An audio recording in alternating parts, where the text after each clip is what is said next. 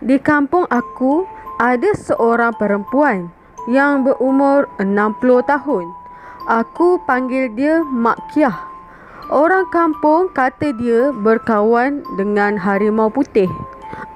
Orangnya kecil je, kurus dan rendah. Dia akan berjalan kaki kalau nak pergi rumah saudara dia. Walaupun kadang-kadang ambil masa 1 jam lebih. Dia ada juga datang rumah aku sebab kami ni saudara. Aku tak pernah dengar dia jatuh sakit. Suatu hari, adik lelaki aku yang berumur 9 tahun tiba-tiba balik rumah dalam keadaan terbongkok-bongkok. Dia berjalan macam orang tua yang bongkok 3. Adik aku tu lasak sangat, degil pula tu. Aku tanya dia, kenapa jalan terbongkok-bongkok? Dia bagi tahu ada benda berat di atas belakang dia. Aku jawab, akak tak nampak apa-apa pun sambil aku gelak. Dia mula marah sebab aku tak percaya cakap dia. Mak aku pun pelik tengok cara adik aku berjalan. Dia suruh adik aku baca Al-Fatihah. Baru baca Bismillah je, dia terus menjerit. Dia kata tekak dia panas dan sakit. Rasa macam terbakar. Mak aku ambil Yasin dan baca.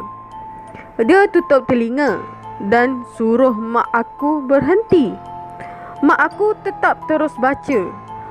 Adik aku terus ambil penyapu lidi dan pukul mak aku dengan penyapu. Mak aku cakap, ni mesti ada yang tak kena dengan budak ni. Dia marah-marah adik aku sebab tengah hari pun dia merayau-rayau kat kampung sorang-sorang. Kan dah kena sampuk dengan hantu jembalang.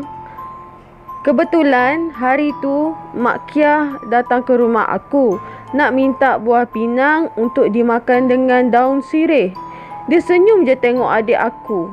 Adik aku tak nak pandang langsung muka dia. Dia tahu ada benda kat adik aku. Sekejap je Mak Kiah kat rumah aku. Sebelum balik, dia cakap lepas maghrib dia akan datang lagi rumah aku. Hari tu adik aku baring je sebab belakang dia sakit. Apa yang kelakar, adik aku nak makan Maggi. Mak aku pergi dapur masak. Adik aku terbaring kat ruang tamu. Jauh juga jarak dari dapur ke ruang tamu. Tak mungkin dia nampak mak aku masak sebab rumah kampung ada rumah atas dan rumah bawah. Ada dinding yang menghadang. Aku duduk sebelah adik aku. Tiba-tiba dia menjerit kat mak aku. Jangan letak lada hitam, aku tak suka. Aku berlari ke dapur dan tanya mak aku, betul ke dia ada letak lada hitam kat Maggi? Mak aku cakap memang dia ada letak. Sebab nak tahu betul ke ada jin atau hantu jebalang tanah kat adik aku. Kalau macam tu, memang sah ada benda lain kat adik aku. Lepas maghrib, Mak Kiah datang rumah aku. Dia tanya mak aku, kat rumah ni ada garam jantan tak? Mak aku cakap ada. Mak Kiah naik ke ruang tamu, tempat adik aku baring. Adik aku langsung tak jawab bila Mak Kiah tanya dia, dah makan ke belum? Sebelum mula berubat, Mak Kiah minta aku buka pintu. Dia kata dia nak minta tolong kawan dia, harimau putih. Lepas tu, dia terus duduk menghadap dinding di satu sudut rumah aku. Badannya menghadap sudut tu. Adik aku nampak gelisah. Matanya liar memandang sekeliling. Tapi dia hanya duduk tanpa bergerak. Aku pelik tengok Mak Kiah bercakap dengan seseorang. Tapi aku tak nampak sesiapa pun kat sudut tu. Tiba-tiba dia anggukkan kepala dan terus berpaling ke arah pintu. Tangkas sungguh pergerakan dia menerkam ke pintu. Akibat leka tengok Mak Kiah, aku lupa buka pintu. Kuat bunyi Mak Kiah merempuh pintu. Dia langgar pintu yang aku tak sempat buka. Mak Kia jatuh terlentang. Kaki dan tangannya ke atas. Lama dia kaku macam tu. Aku dengan mak aku tak tahu nak buat apa. Kami hanya perhatikan dia. Benjol dahi dia. Aku rasa bersalah pun ada. Kesian pun ada. Kelakar pun ada. Bila tengok dia mengeras macam tu. 3 minit lepas tu dia sedar dan duduk. Ayat pertama yang keluar dari mulut dia, "Kenapa kau tak buka pintu?" Sambil dia gosok dahi dia yang benjol. Dia suruh aku buka pintu lagi sekali. Aku terus buka pintu. Dia ulang perkara yang sama, menghadap dinding dan bercakap di sudut yang sama. Kali ni di depan mata aku, dia bangun dan melompat ke arah pintu. Sangat laju. Tak mungkin perempuan umur 60 tahun mampu buat macam tu. Dia langsung tak pijak tangga. Dia seakan macam terbang. Kelibat dia aku dah tak nampak. Laju sungguh. Dia terus hilang dari pandangan. Aku percaya saka harimau yang merasuk badan dia. Rupa dia pun gerun masa dia pandang aku sebelum melompat dari beranda terus ke tanah dan hilang. 20 minit dia hilang. Mak aku suruh aku tengok kat jalan. Kot-kot nampak Mak Kia. Aku keluar tengok tapi tak nampak apa-apa. Bila aku naik tangga, tiba-tiba Mak Kia dah ada atas beranda. Aku tak tahu macam mana dia boleh ada atas beranda. Hebat sungguh dia. Masa kat beranda, aku tegur dia. Tapi dia tak cakap. Dia terus masuk rumah dan pergi menghadap sudut rumah tempat yang sama. Aku nampak dia macam bercakap dan anggukkan kepala pada seseorang.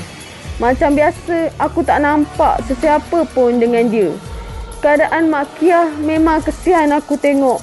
Rambutnya penuh dengan daun-daun dan rumput kering. Kusut masai rambut. Tutup muka dia. Baju dan kain batiknya penuh dengan lumpur. Bajunya ada koyak sikit. Tak tahu kat mana dia pergi bertarung. Sebab kat kawasan kampung aku tak ada lumpur. Masa tu musim panas. Tanah kering je. Dia pun bersihkan diri, sikat rambut dan tukar pakaiannya yang dah kotor. Dia bagi tahu mak aku, malam ni mak dengan aku kena bergilir-gilir jaga adik aku. Benda tu akan datang lagi malam ni.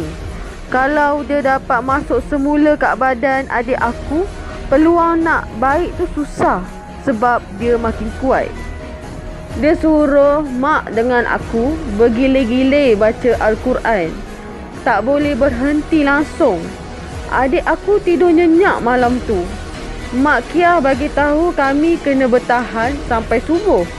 Sebab kalau jembalan tanah tu tak berjaya masuk badan adik aku sebelum subuh, adik aku akan sembuh sepenuhnya. Gangguan yang pertama, kami dengar bunyi macam benda terbang di atas bumbung rumah kami.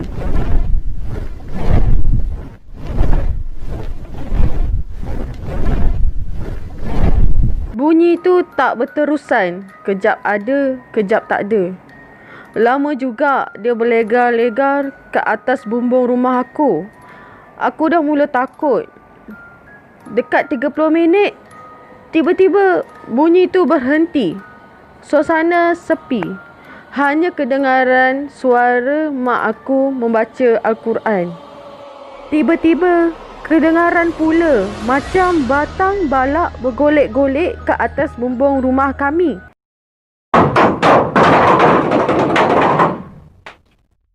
Bunyinya kuat. Berpeluh juga aku sebab seram. Macam tadi, bunyinya kejap ada, kejap tak ada. Tapi kali ni lama sebab dekat 1 jam. Tiba-tiba bunyi tu berhenti. Suasana sepi agak lama. Aku harap benda ni cepat habis. Sekali lagi kami diganggu. Lebih kurang 2 pagi, aku terdengar bunyi pelik.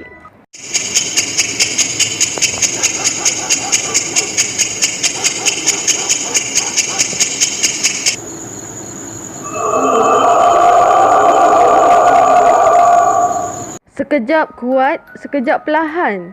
Mak Kia bagi tahu aku benda tu sedang mengelilingi rumah. Hari dah hampir subuh, suara pelik tu berhenti. Aku menarik nafas lega. Akhirnya semua selesai. Mak Kia minta garam jantan kat mak aku. Tiba-tiba aku dengar suara ayah aku. Buka pintu. Peliknya, awal ayah aku balik. Sepatutnya lagi 2 hari. Tiba-tiba Mak Kia menjerit, "Jangan buka pintu!" Segenggam garam jantan dicampak ke pintu. Aku terkejut. Aku pun toleh ke arah Mak Kia. Aku nampak mata dia dah merah dan dia seperti harimau yang hendak menerkam mangsanya. Nasib aku tak sempat lagi buka pintu. Rupa-rupanya itu usaha terakhir jembalang tu nak rasuk adik aku. Bunyi ketukan tu hilang bila azan subuh berkumandang. Mak Kia solat subuh kat rumah aku. Lepas tu dia terus balik rumah dia. Alhamdulillah, akhirnya gangguan tu dah tak ada lagi.